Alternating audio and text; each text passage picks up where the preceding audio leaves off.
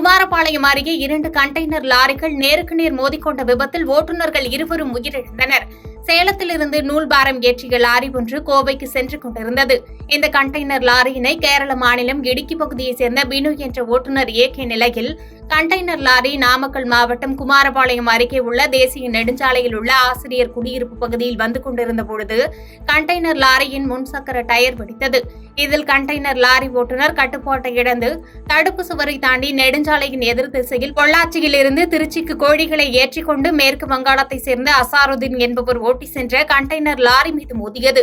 2 லாரியும் நேருக்கு நேர் மோதியதும் லாரியின் ஓட்டுநர்கள் இருவரும் சம்பவ இடத்திலேயே உடல் நசுங்கி உயிரிழந்தனர். மேலும் தேசிய நெடுஞ்சாலையில் இந்த விபத்து நடந்ததால் சாலையின் இரு பகுதிகளிலும் சுமார் 3 மணி நேரத்திற்கு மேலாக போக்குவரத்து பாதிப்பு ஏற்பட்டது.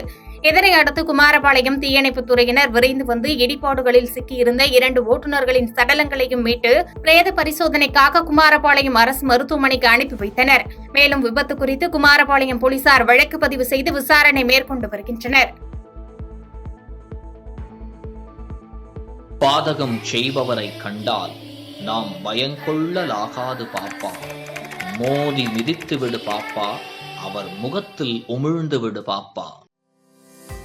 அண்மை செய்திகளை உடனுக்குடன் தெரிந்து கொள்ள இணைந்திருங்கள் இயம்நாடு தொலைக்காட்சியுடன்.